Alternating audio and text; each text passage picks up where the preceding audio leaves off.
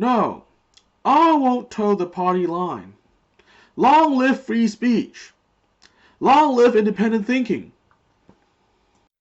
Welcome back to the second part of this special episode of the TaraElla Report. We'll now leave John Locke and move on to Noam Chomsky, one of the most respected leftist thinkers in the world today. You would think Chomsky would be the last person to be in the bad books of a big chunk of the left, but yet this has happened. As I mentioned in part 1, recently 150 prominent intellectuals signed a letter defending free speech and open debate, which was published on the Harper's Magazine's website. The fact that Chomsky was among them was taken as a sore disappointment among many people in what I would call the neo-new left. The simple fact is, Chomsky has always been a free speech absolutist, and the neo-new left just cannot accept it. Chomsky supports free speech because, while he is a socialist, he has a strong appreciation of the foundational classical liberal ideals.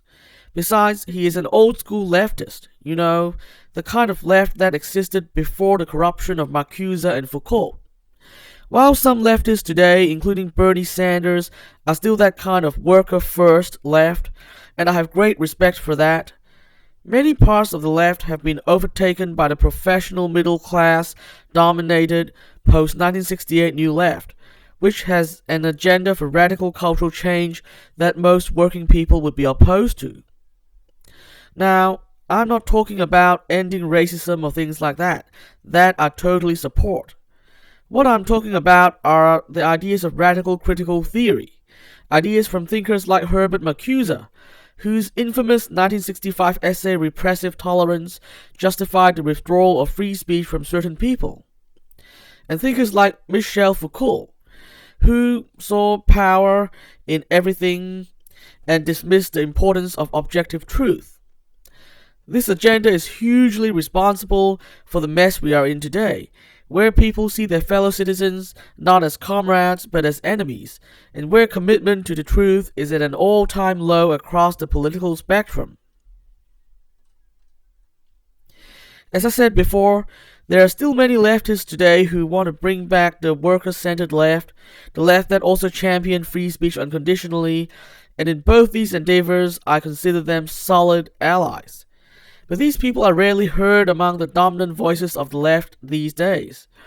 Even those voices on the left that seem to focus on material issues often end up disappointing me, because they turn out to be not that far from Marcuse and Foucault in their cultural thinking.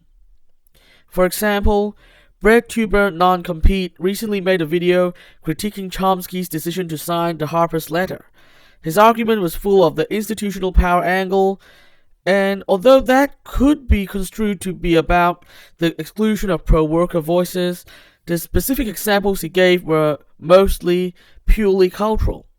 I am especially troubled by his view that James Bennett deserved to lose his job at New York Times for publishing an article from Senator Tom Cotton, much as I dislike and disagree with Cotton.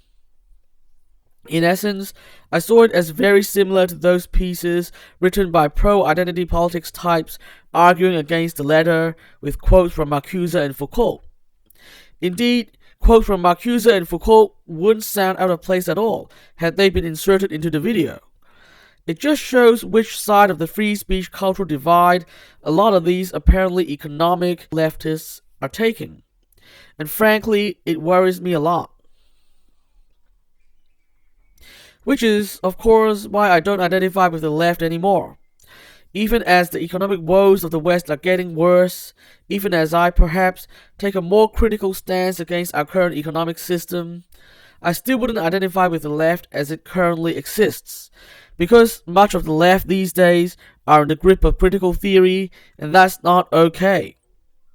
Don't get me wrong, I'm all for racial and social justice as well as economic fairness. Don't get me wrong, I'm still pro-worker and pro-working families, and I am actually increasingly passionate about economic fairness.